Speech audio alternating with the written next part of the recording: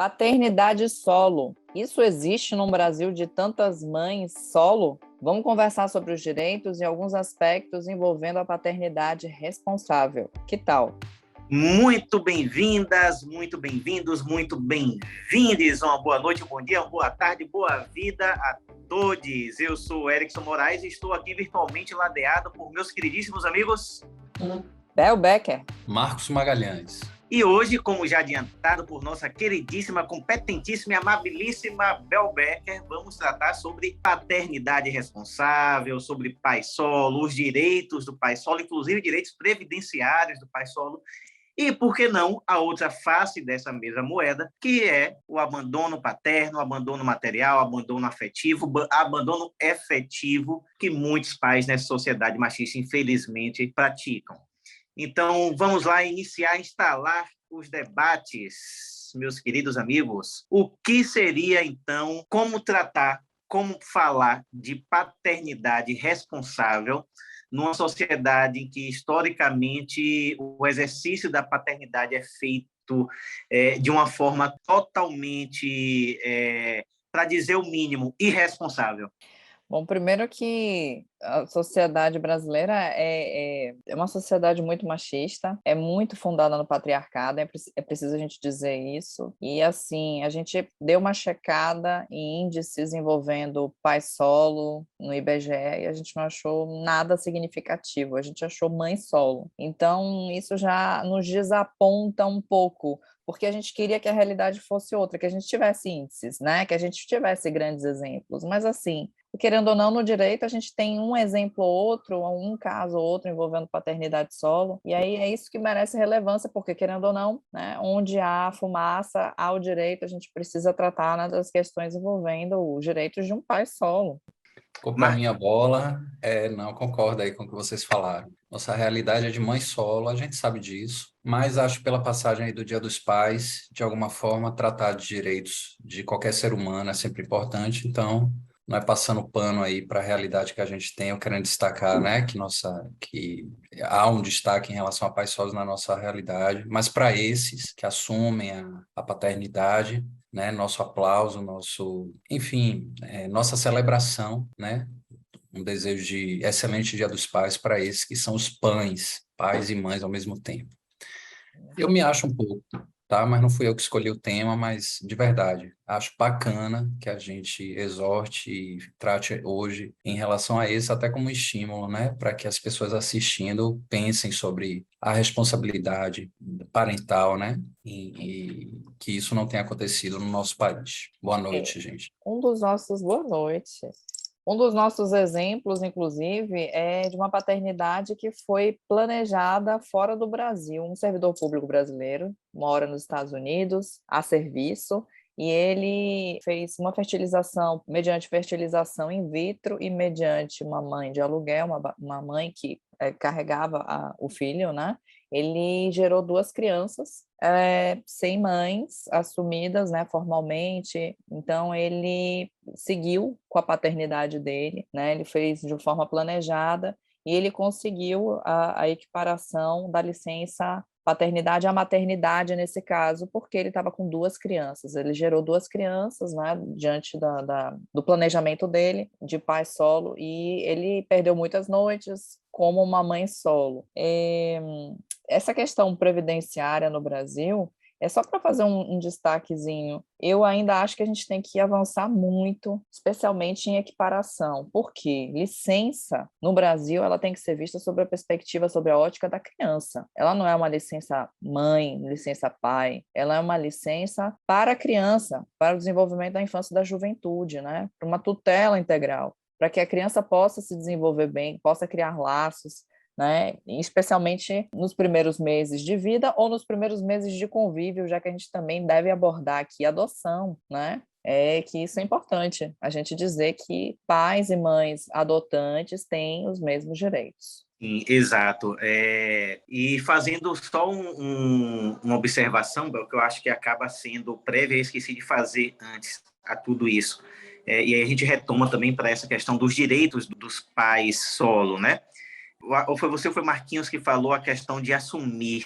E é importante que a gente faça uma observação. Assumir a paternidade de uma criança, de um filho, vai muito além de registrar, vai muito além de colocar o nome ali no registro civil, na certidão de nascimento, né?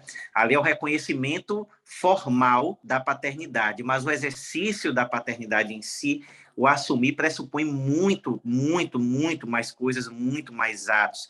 Efetivamente dar afeto, efetivamente proporcionar todas as possibilidades de crescimento e desenvolvimento da criança, de ofertar tudo aquilo que materialmente é necessário para se criar uma criança, seja tenha ela a idade que for.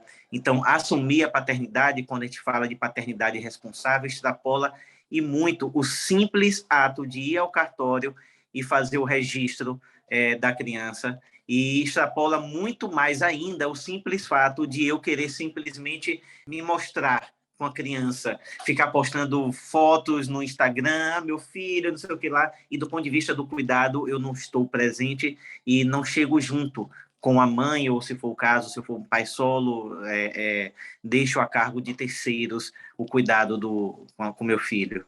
Sim, especialmente porque, olha só, o caso que eu contei aqui foi um caso de um pai que se planejou para ser pai solo, vamos dizer assim, né? Ele planejou a paternidade dele, né? Quantas e quantas mães solo não planejam ser mãe solo?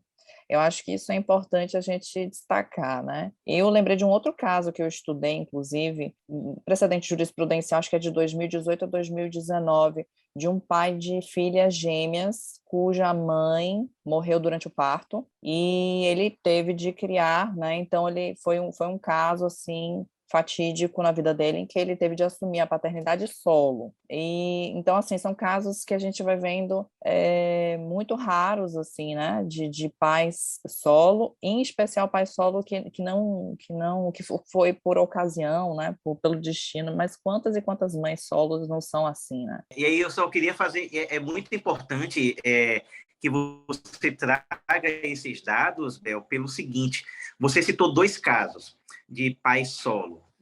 Um deles, um servidor público do Distrito Federal que planejou sua paternidade nos Estados Unidos, contratou uma pessoa para gestar os seus filhos, e um outro caso de um pai cujos filhos perderam a mãe durante o parto.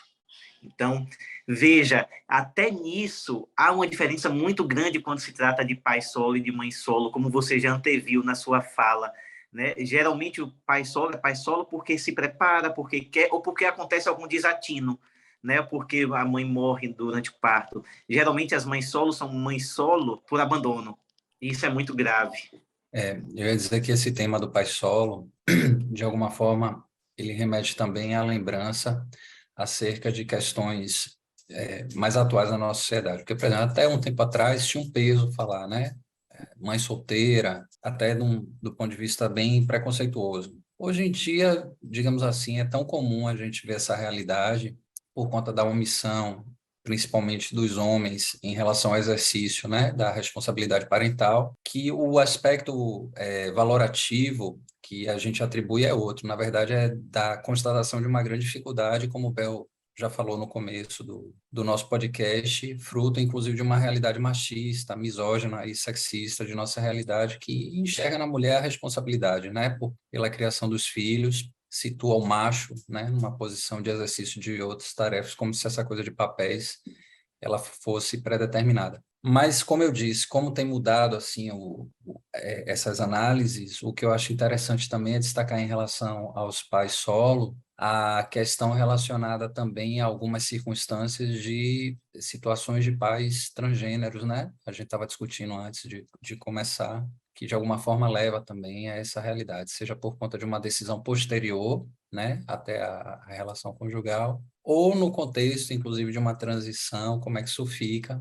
Então, esse é um desafio para o direito na contemporaneidade que eu acho bem interessante. E estamos ainda caminhando, né? Não temos, assim, muitas Sim. certezas jurídicas em relação a isso que está acontecendo. É importante a gente dar visibilidade, Marquinhos, à questão do pai trans, especialmente porque a gente tem um setor da ginecologia que precisa lidar melhor, se atualizar, né, com a questão do pai parturiente, né, o pai trans parturiente, o pai que está carregando o filho, gestando, e a gente não tem ainda setores tão capacitados no atendimento, né, na abordagem do diagnóstico, na abordagem do acompanhamento ideal, e inclusive da própria utilização do nome social, né? Então, a gente precisa traçar essa questão, trazer para a gente, né? Para que a gente possa abordar. Em especial porque 2% da nossa população no Brasil é transgênero. Então, assim, a cada 100 pessoas, 2 são transgêneros. Então, a gente já é uma nova realidade e boa parte da população transgênera é população de pais, de homens trans que podem vir a ser pais, né?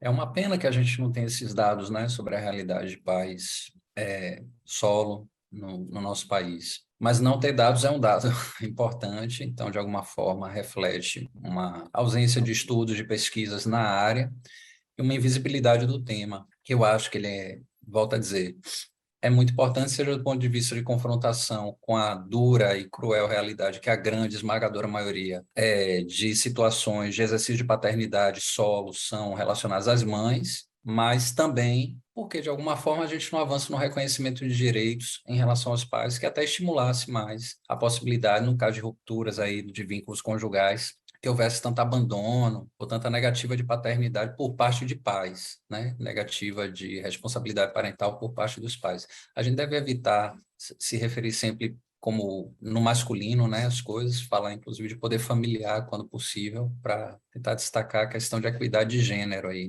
nas discussões. E com relação ao abandono afetivo, é importante a gente destacar que existe o abandono formal, com a falta de registro. A população brasileira tem mais de 55 milhões de adultos que não têm registro até hoje, paterno, na sua certidão de nascimento. Isso é importante destacar, que já é de fato um abandono afetivo.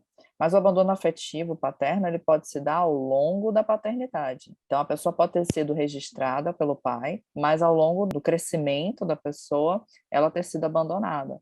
Inclusive, a gente tem decisão de reversão de pensão, inclusive, alimentícia, pais que pedem indenização às filhas ou filhos que fizeram abandono na fase da terceira idade, e os filhos comprovam que foram abandonados durante a vida inteira de uma forma afetiva pelos pais e conseguem reverter a situação. Um aspecto importante também sobre a paternidade solo diz respeito à adoção por pessoas tanto heterossexuais quanto gays, né? Mas destacando que é um avanço significativo a possibilidade de adoção, tanto por casais homoafetivos quanto do ponto de vista de seres humanos, né? Gays. Sim. E não só gays, né? Os LGBTQIA+, aí, todos, nós, mas é importante destacar que é um avanço, considerando-se que ainda enfrentamos diversas barreiras, por exemplo, na questão de doação de sangue e outras situações, né? Historicamente, sempre houve, ainda há um preconceito, mas do ponto de vista normativo, hoje já se entende que não pode haver nenhum obstáculo à realização da adoção por um indivíduo ou um casal homoafetivo. Isso é ótimo, né? Se você tem um desejo de adotar e quer exercer a paternidade, que bom, né? Seja ela em qualquer modelo de família, ela é sempre muito bacana, muito bem-vinda. Com certeza. Ou seja, pode ser uma formação monoparental, seja ela homoafetiva, seja ela vinda de uma pessoa que se identifica, se orienta como homoafetivo ou como heteroafetivo, né? Eu chamo para essa questão, já que a gente está tratando da questão dos pais solos, né? Eles podem adotar. Isso é muito importante. E inclusive, ressaltando mais uma vez, com direito ao auxílio paternidade no mesmo período do auxílio maternidade, né? Então, estende-se o auxílio maternidade para homens que adotem, né, dentro dos critérios, né? É isso, meus queridos, a gente precisa prestigiar os pais solos que assumem de fato a paternidade, que se planejam, que isso seja exemplo para muitos outros, né? Por que não você exercer a paternidade solo enquanto escolha é muito melhor. Agora, vamos lá, né? Quantas e quantas mães estão aí aguardando, precisando de ajuda, porque o mercado de trabalho para a mulher é muito mais fechado, é muito mais complicado, a mãe solo sofre muito mais, né? É um destaque que a gente tem que fazer que os pais solos, eles precisam continuar existindo, sim, e que tomara que seja por opção, né? Assim como mães solos por opção. Precisamos avançar e muito no quesito paternidade. Eu acho que no mundo todo, toda a humanidade precisa, mas falando especificamente do Brasil, em que, para utilizar uma expressão de que meu amigo Marcos gosta muito, a situação é dramática, a nossa estrutura patriarcal. É curioso, né? Porque é patriarcal, então o homem está ali no centro, e patriarca vem justamente a figura do pai, a coisa paterna. Então, ele é o centro, mas ao mesmo tempo que é o centro, não assume para si as responsabilidades, não chama para si as responsabilidades que seu centro, nessa estrutura patriarcal machista, exigiria. Então, é necessário que a gente avance nisso. Aos pais que tiveram ou que terão filhos sem planejamento, saibam que se foi sem planejamento para você, foi sem planejamento para a mãe também, e é injusto que você deixe a cargo da mãe ou do outro companheiro, do marido, a responsabilidade total, integral. Ter filho é uma coisa, ser pai é outra, totalmente diferente. Ter filho qualquer um tem, porque qualquer um faz. Então, seja pai, e ser pai vai muito além de pegar uma criança na casa da mãe a cada 15 dias, passar o final de semana, e às vezes nem o final de semana todo, e devolver a criança, né? Entregar na casa da mãe ao fim do domingo ou na segunda de manhã ou levar para a escola. É muito mais do que isso, você precisa se envolver efetivamente, você não ajuda a mãe, você exerce a paternidade, você exerce o poder familiar em conjunto com a mãe, em conjunto com o outro pai, então, ou sozinho, se for um pai solo. Então, é importante que cada um de nós, homens, tomemos a consciência de que não basta ter um filho, precisamos ser pais, exercer efetivamente a nossa paternidade. E o vínculo, nos dias de hoje, isso é muito bacana de se dizer sempre. O vínculo, ele deriva do afeto, não é o vínculo biológico, ok, gente? Tem um conceito da ONU que é fantástico, que diz assim, família é gente com quem se conta. Então, isso é o que define família, né? O afeto e a confiança. Então, que bacana, assim, temos homens, mulheres, enfim, pessoas que assumem a responsabilidade sobre os indivíduos, principalmente da faixa etária, né, infanto-juvenil, se responsabilizam e, como meu amigo Vini falou, exercem, né, principalmente quando são homens, a paternidade de uma forma coerente, né, se responsabilizam, chegam junto. Isso é muito importante nos dias de hoje. Que bom. Pois bem, meus amigos, a você que nos acompanhou até aqui, curta a nossa página, se inscreva em nosso canal no YouTube, ativa o sininho para receber as notificações. Estamos também no Spotify, nos acompanhem lá, nos sigam lá, também no Instagram, @PapoJurisCast, nos sigam para receber as atualizações também naquela plataforma. Muito obrigado por nos acompanhar até aqui. Um forte abraço, um beijo no coração. Esse foi o Papo JurisCast, o seu podcast jurídico diferente. Até a próxima. Tchau.